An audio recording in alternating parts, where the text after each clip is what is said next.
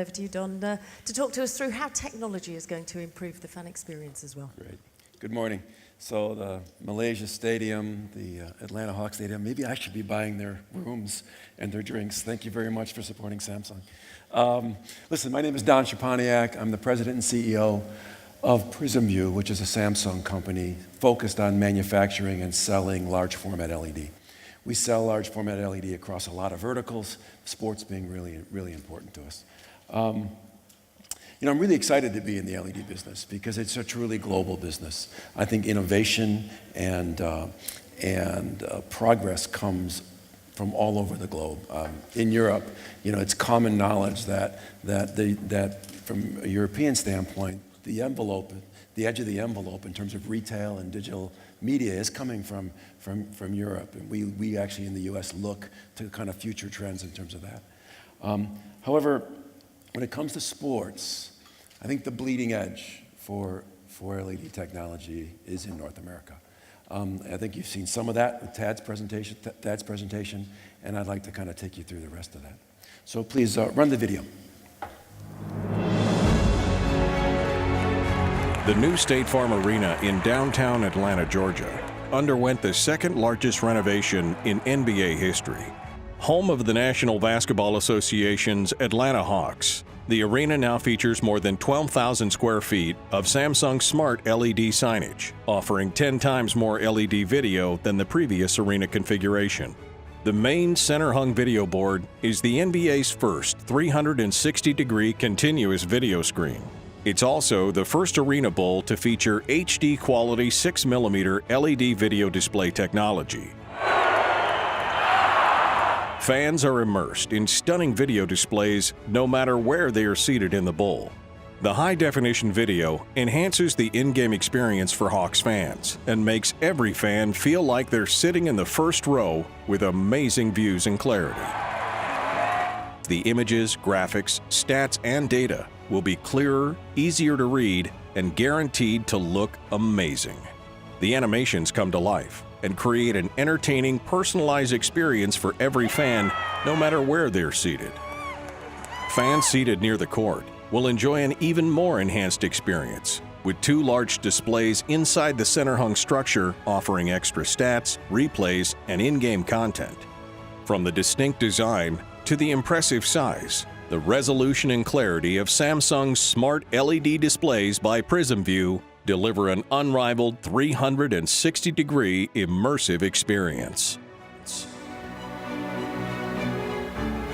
Sorry for the promotional video. That's courtesy of my marketing director, but I did want to show you at least the LED that's involved. So my presentation today is a technology discussion, and I'm really going to do 2 distinctive halves. The first is I'm going to talk about trends in LED, because there's some really interesting things happening in North America. And then I'm going to expand it in the second half of the presentation to talk about how that really integrates into the fan engagement progress that's being made and what the technology is doing to drive that beyond lights and blinky lights. So first off, let's talk about trends in display. The easiest way to describe what's happening in display technologies in sports is simply to say it's bigger, smaller, more and less.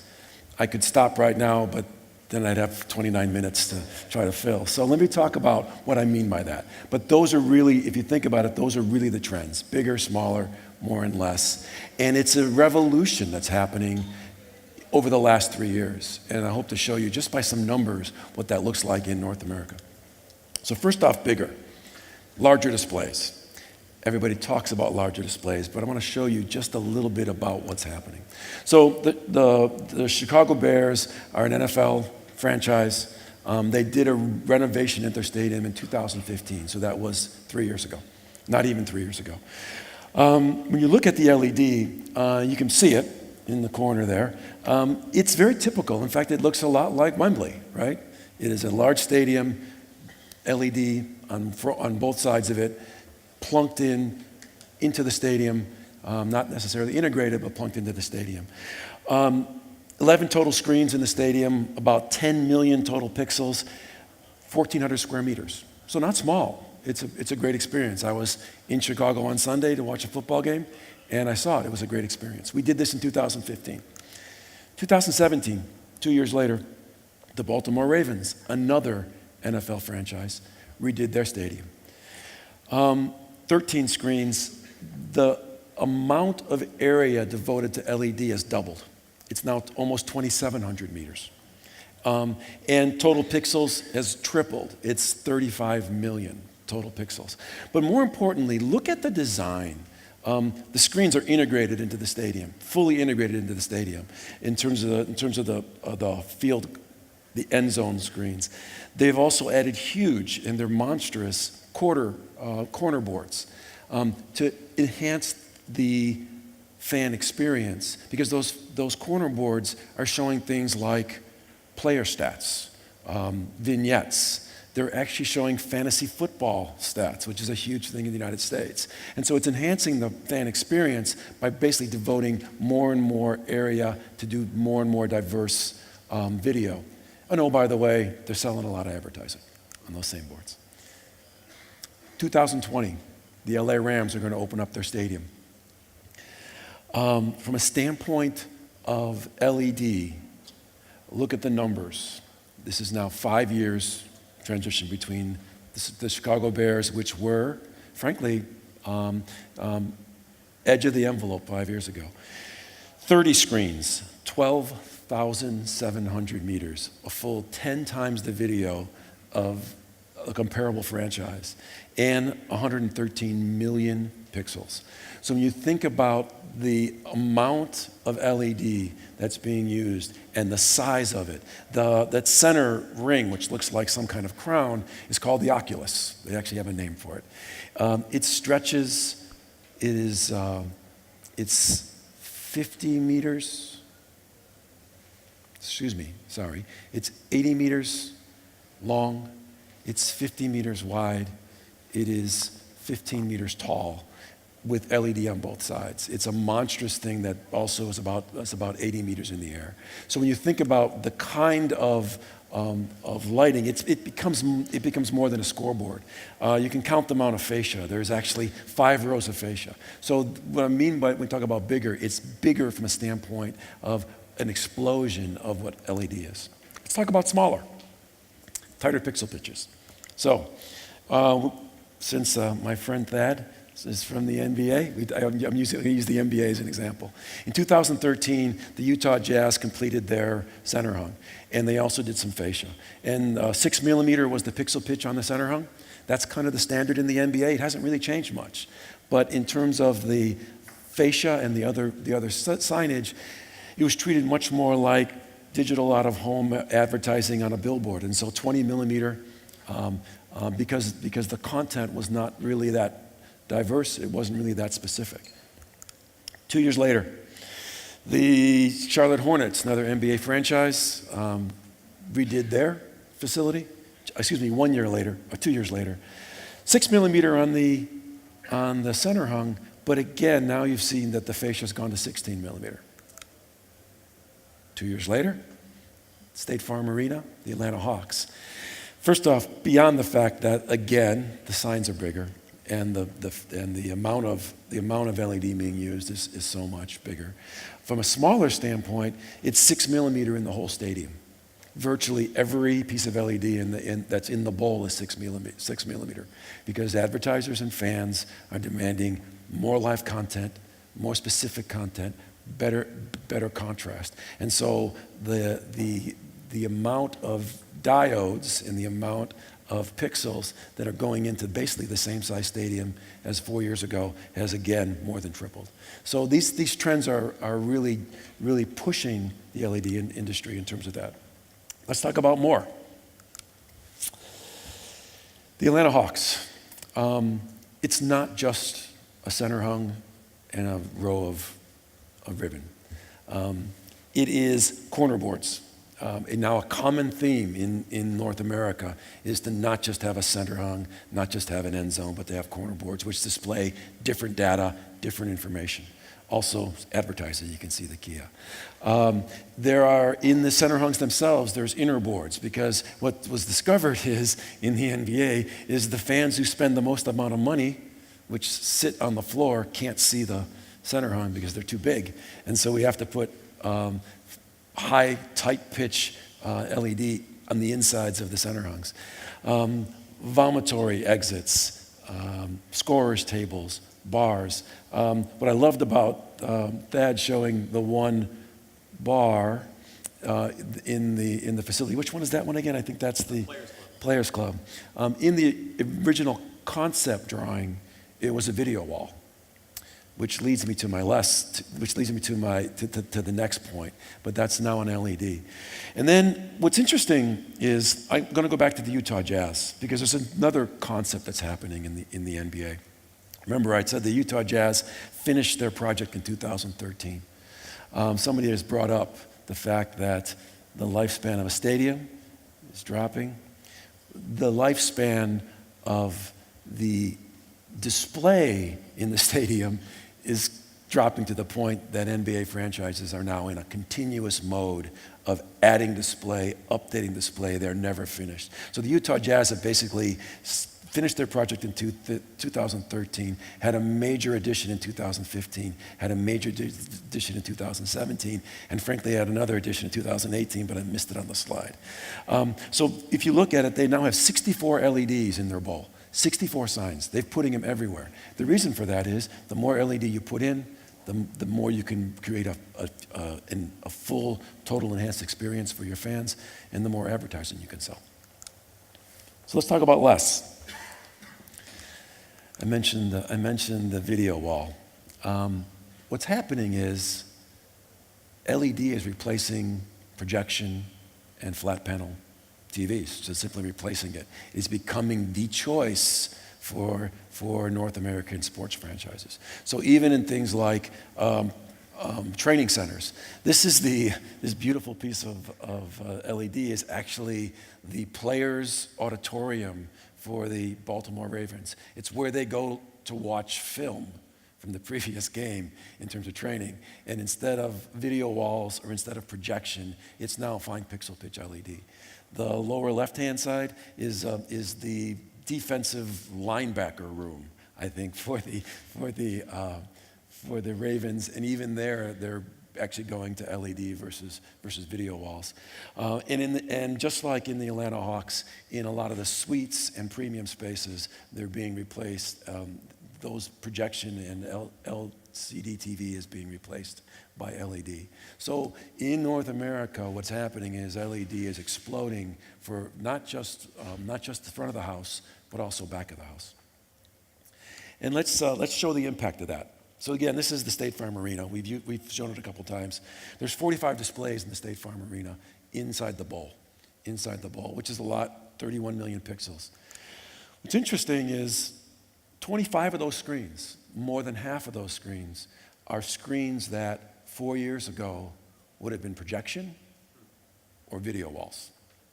And so that's one of the things that's happening. So it's being replaced. Not only are you getting more LED, but it's also replacing other technologies. And this is a trend that I love because I manufacture LED, but I think it's also showing the lengths that franchises in the United States and Canada are going to really give their fans an experience that's cohesive, bright, and shiny. So bigger, smaller, more or less. I give you the what. Well, what's the why? So why are we doing this? Why are those franchises doing it? In one word, it's competition. There's competition in 3 areas. First off, professional sports franchises are competing to be the best, the brightest, the first. So they're not just competing on the field. Let's face it, just like in Europe, a lot of the owners of franchises in the US, they're very rich people who have really big egos. And so part of this is they want to be first. They want to be the first 4K screen in baseball. They want to be the biggest center hung in football. They want. And so competition among the teams is certainly driving this. And so that the average refresh in a professional sports stadium in the US is about 5 years. There's also competition for revenue, for advertising. There's a lot of places for someone like Coca-Cola to put their money in terms of sponsorship and ads. And so the more spaces you have, the brighter those spaces are, the better contrast you have on those spaces, the more chance that as a franchise you're going to be able to generate revenue from those advertisers. So there's great competition within the communities and nationally for that kind of that. And the last one I think is the most important is there's competition for the hearts and minds of the fans. Thad did a great job of really showing the lengths that teams are doing to really create an immersive experience for their fans. He spoke for 25 minutes about the building, and it is beautiful. And he didn't really mention a basketball game once. That's not a slam. That's actually the way the fan experience is being approached in North America, which is to create this immersive experience for your fans, something different and better than what they can get at home. So in essence, the competition is competing for the hearts and minds of your fans to get them off the couch and into your stadium. And display technologies and this explosion in display technologies is helping create that immersive experience. So let me segue from that to that. Total fan engagement. This is the continuation of how do you create this immersive experience for your fans to bring them into your stadium. I mentioned this was a technology discussion. I'm going to try really hard not to mention big data, IoT, edge computing, or any of those things. I really want to talk about what's driving the change and what technology is enabling and the changes that are being driven. So let's talk about it. In essence, the big questions in sports that we're seeing is how do you enhance that fan experience? Before, during, and after the game. How do you do it in a seamless, unobtrusive way? How do you make technology invisible? And how do we mitigate traffic before and after the game? And how do we provide improved metrics and ROI for venue owners? Basically, how do you get your fans off their couches, I'll say couches, and into the stadium? That's the big question for virtually anybody running a franchise today. So the answer is total fan engagement. This is, there's been a few people here who've done a really great job of talking about pieces of it. James and Andrew did a great job of talking about the entertainment districts, the live, work, play aspect of how you go ahead and change the fan experience. We've had some discussions about the buildings themselves. But when you talk about total fan engagement, it's really about this experience end to end and about making it seamless so that technology is connected, how to make it personalized, and how to make it effortless. About a year and a half ago, I did a very similar talk at a technology conference where we did talk a lot about edge computing and IoT and those things. And I think I insulted the audience because I said to them, they're a bunch of tech, I said, fans, they don't want to be impressed with your technology. They don't even want to see it. What fans really want is they want it to be like air or like water, completely necessary, but mostly invisible and taken for granted. And so when you think about the technology that's driving fan engagement, these three things are really important. Because if it's not effortless, if it's not personalized, if it's not seamless, if it's not invisible, they're simply not going to do it. So let's talk about this. So fan engagement at one point in time began and ended at the stadium walls, right? You built a stadium, you tried to make that experience okay, but you spent most of your time putting together a good team to win, and if you won, you drew fans in, and everybody was happy. As we've heard today, it's now extended much beyond the stadium walls, right? Entertainment districts, there's bringing in the community, but And a great picture, by the way, of the barbershop at the Atlanta Hawks facility. It now extends to the surrounding community and to the fans' first moment of intent. And what I mean by that is, if you're going to engage fans in the future, you have to use technology to really, perfection would be if I'm sitting there on my couch and go, I think I might want to go to a game next week. That fan engagement starts there, and it continues all the way through the game until after you get home. What's been interesting about that is there's been talk about it for a lot of years, and there's been pieces of it, but it's this device. It's the ultimate technology disruptor of our generation, which has actually enabled fan engagement to go from talk to reality. And there's really 4 buckets. Public and private partnerships, in terms of infrastructure, is really important to develop a fan engagement model that works. Mobility solutions, really important. Green energy and connected entertainment. These 4 buckets combined are what really focuses on the success of a fan engagement model. I'm not going to talk about public and private partnerships, and I'm not going to talk about green energy. Frankly, the guys earlier today spoke much more eloquently about the first. Green energy is important from a revenue standpoint, from a cost-saving standpoint, from optics, but I'm going to leave them alone because I've only got 8 minutes left, and I'm going to focus on mobility and connected entertainment. So let's talk about mobility solutions.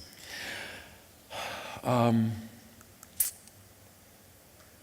you talk about mobility, the technology that's driving this for fan engagement is a lot of things like vehicle to vehicle and vehicle to external sensors and communication technologies. Those kind of technologies have to be integrated into the fan engagement model in order to really connect that fan from the moment they leave their house till they get to the stadium. There's things like smart LED streetlights, which help from a security standpoint and from a standpoint of helping that fan really get to the right place, get parking, get that. And then finally, intelligent parking solutions. So let's talk about parking for a minute. For a few years, I was involved in an industry panel that had some of the biggest names in professional sports in North America. So all the people you'd expect, the Cowboys, the Falcons, the White Sox, all the teams in the United States. We had a good representative of all of them, and it was executives from them. And we said to those executives, tell us your biggest challenge. Tell us your biggest challenge. And I was expecting a lot of answers. Almost to a person, they said, parking. Parking's our biggest challenge. And I said, wow, that was really a surprise. But when you think about it, think about this. By the way, in North America, we're allergic to public transportation. That's probably the way to say it. Americans and Canadians love their cars, and we like to drive everywhere. And so when you think about that, when you think about a 60,000 seat stadium where there's 30,000 cars that are going to show up and park, it's a tremendous challenge. And so there was a president of one of the NFL franchises that said this: here's why parking's important to me and why it's such a challenge. I can spend hundreds of millions of dollars on players. I can spend $1 billion on a great stadium. I can do all these things to make the fan experience great. And some second lieutenant police officer or some guy who helps keep the trains running on time can make a decision after the game to close down a street or delay a train, and suddenly this great experience that I planned for my fans goes right down the tubes, and all the fans can think about is, wow, that was a horrible 2.5-hour commute to get from the game. And so because of that, parking's a real challenge. So let's talk about it. So let's talk about a deep dive into transforming the parking experience using technology and this wonderful disruptive device. So there's things that are important to franchise owners: spot violation enforcement, inventory management, and dynamic pricing, member pass verification. How do you treat your best fans in the best way possible. Real-time analytics, parking spot wayfinding, and vehicle locators. These are all things that are important either to fans or to franchises, because these are the things that will enable an effortless solution. So let's talk a little bit more about the technology. There's really two pieces to an unwired IoT parking experience. There I said IoT. Sorry, I promised you I wasn't going to say that. There's the infrastructure, sensors on the road, sensors in the parking lot, whether that's smart street lights or sensors embedded. You need infrastructure and networks to collect that data. The second piece is the customer experience piece. You need applications, and you need APIs, and you need services to take that data, interpret it, and do something with it so that as I am riding to the stadium, it says, don't take exit A, take exit B. Don't go to the blue parking lot, go to the green parking lot, and your space number is going to be 152. That's the kind of experience which is effortless, and the kind of experience fans want and frankly ownership wants. So if you do it right, intelligent parking solutions help resolve these kinds of challenges. Mobile cash shrinkage. In the United States particularly, parking is a cash business, and the people who are taking that money are your lowest paid employees. Often they're temporary workers, and so cash shrinkage in the parking business is a huge thing. Fans miss the start of the game because they take the wrong exit and they end up parking in the wrong spot. There's lack of fan visibility into what's available. So you have a bunch of people going into parking lot A and no one going into parking lot B. There's difficulty in finding their vehicles after the game, particularly if they've had a pint or two. And then they lack information in how to navigate exiting. So all those things are really important, and those are the kinds of things that are solved by a smart solution.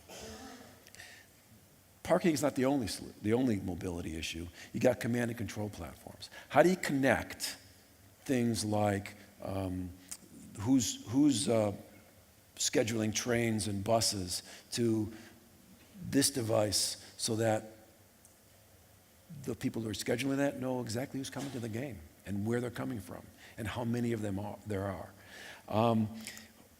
We have got autonomous and driverless cars. This is a huge technology breakthrough that can be connected to that fan experience. Even connected aircraft, because at the end of the day, it's for no matter where you're coming from and how you're getting there, how do you connect it to the fan experience? So let's talk about connected entertainment, in-stadium and entertainment district technologies. As I said before, fan engagement begins at their home. It begins at intent. It continues on their drive or their commute to the game. It continues in plaza kiosks because all over the world we're building live, work, play districts around our stadiums. So how do you connect that person to them? Really important for those developments is in the retail districts and the entertainment districts, how do you have connected security, in-store POS systems, and facial recognition? How do you use those technologies to do things like whitelisting? Whitelisting is, maybe you're familiar with it. How do you identify your biggest and most important fans, the ones that spend the most amount of money? How do you identify them as they walk into a fan store, connect with them, and get them to make additional investment into your team in terms of offering them the ability to shop and entertain with specific offerings that are purpose-built for them. Those kind of technologies. And then in the stadium, multi-video distribution technology. There's a really fancy word for today in our business, we're working on the ability for Thad to sit there and me to sit here at a game looking at the same LED screen and have him see something different than what I'm seeing. When you think about the possibilities of how you promote to those fans, the monetization of that, and the fan experience, it's an incredible possibility. Those things are in our future. And then finally, what kind of platforms are you going to use to tie this all together? So let's take a deeper dive into the fan the total fan engagement platform. So this is Mike. I named him Mike because he looks like my brother-in-law, Mike. So when you think about Mike as a fan, what I just talked about, we want to make sure that we kind of do an omni-channel fan experience that connects in pre-stadium, in-stadium, and post-stadium. And frankly, we want to make sure that there's an ROI on that investment so that we know what Mike is spending and we help him spend a little more at our stadium. That's a really important thing. And basically, how do we do that using the technologies that are that should be embedded in our stadiums? So in a modern stadium, high-density Wi-Fi, beacon technology, heat mapping, facial recognition, digital signage, POS, these things are all connected in a way, should be connected in a way that allow us to create that single fan experience. So let's talk about some examples, because this is all very high level. Let's take it down to the level of Mike. So pregame. Mike is thinking about coming to the game, and because he is a fan and he gets his ticket electronically and he's signed up for the app, suddenly he gets a push from the app that says, "Hey, Mike, if you leave for the game now, there's 20% off in the entertainment district at the restaurant." This encourages Mike to leave earlier, which is great. It encourages some business into the entertainment district. Most importantly, it lengthens out that traffic pattern so that you got people coming in a more regulated fashion, and you reduce traffic jams. So as he comes to the game, he gets a message that asks him to sign up for free Wi-Fi, which is also having him agree to being pushed additional messages. It also asks him for some information about whether he likes hot dogs or nachos, whether he likes water or Coke. So it gets some information from Mike so that we can activate it later. When he's in the game and he's walking to his seat, smart signage that utilizes heat mapping and facial recognition, it allows us to go ahead and pitch directly to Mike in terms of things that interest him because of his profile, or things that he might be interested in terms of investment, like whether he's going to drink a Coke or water. Live stats that interest what he's doing. Again, that facial recognition, that live profile, allow him to stop and have FaceTime at a board, which really helps from a standpoint of also marketing that board in terms of advertising. Aggregated digital displays are linked to screens because of his preferences. Because we've gotten preferences from Mike, we can actually go ahead and advertise to him the things that he likes and stay away from the things that he doesn't. And then finally, queue management. Because we know where Mike is and we know what he likes, and we're managing POS, we can now go ahead and pitch to him so that when the queue is eliminated at a vendor, we can ask Mike to go out and get a hot dog, because he can do that now versus at halftime versus everybody else. At halftime, we get a push notification for additional spend. We can gamify the game, create much more intuitive and specific ways for Mike to be entertained at the game by utilizing that same technology. Again, we get him involved with the game. And then finally, food retailing near the end of the game, as you want to encourage people to leave, or you want to encourage people to spend a little more money in their entertainment district, you can go ahead and push that to them. And then finally, again, more gamification, the ability to have them participate in polls and surveys.